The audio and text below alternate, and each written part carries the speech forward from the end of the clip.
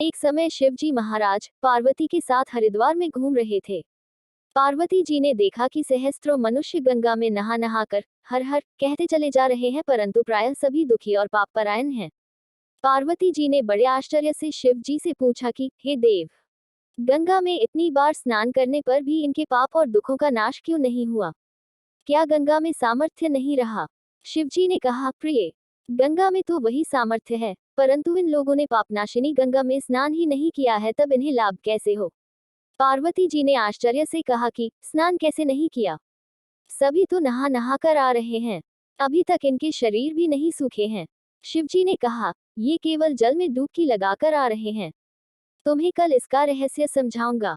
शिवजी ने लीला से ही वृद्ध रूप धारण कर लिया और दीन विवश की तरह गड्ढे में जाकर ऐसे पड़ गए जैसे कोई मनुष्य चलता चलता गड्ढे में गिर पड़ा हो और निकलने की चेष्टा करने पर भी न निकल पा रहा हो। पार्वती जी को उन्होंने ये समझाकर गड्ढे के पास बैठा दिया कि देखो, तुम लोगों को सुना सुनाकर यूं पुकारती रहो कि मेरे वृद्ध पति अकस्मात गड्ढे में गिर पड़े हैं, कोई पुण्यात्मा इन्हें निकाल कर इनके प्राण बचाए और मुझ असहाय की सहायता करे।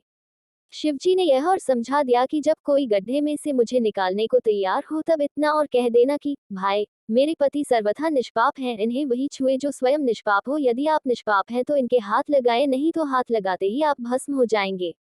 स्वयं भस्म न हो जाएं इसलिए किसी में साहस नहीं हुआ। सैकड़ों आए, सैकड़ों ने पूछा और चले गए। संध्या हो चली। शिवजी ने कहा, पार्वती, देखा, आया कोई गंगा में नहाने वाला। एक युवक का हृदय करुणा से भर आया। उसने शिवजी को निकालने की तैयारी की। पार्वती ने रोककर कहा कि भाई, यदि तुम सर्वथा निष्पाप नहीं होगे तो मेरे पति को छूते ही जल जाओगे। उसने बिना किसी संकोच के दृढ़ निश्चय के साथ पार्वती से कहा कि माता, मेरे निष्पाप होने में तुझे संदेह क्यों होता है? देखती नहीं, मैं अभी गंगा नहाकर आया हूँ। भला गंगा में गोता लगाने के बाद भी कभी पाप रहते हैं? तेरे पति को निकालता हूँ। इसी दृष्टांत के अनुसार जो लोग बिना श्रद्धा और विश्वास के केवल दम के लिए गंगा स्नान करते हैं उन्हें वास्तविक फल नहीं मिलता, परंतु इसका यह मतलब नहीं कि गंगा स्नान व्यर्थ जाता है। विश्वास के साथ किए गए गंगा स्नान का मिलता है वास्तविक फल।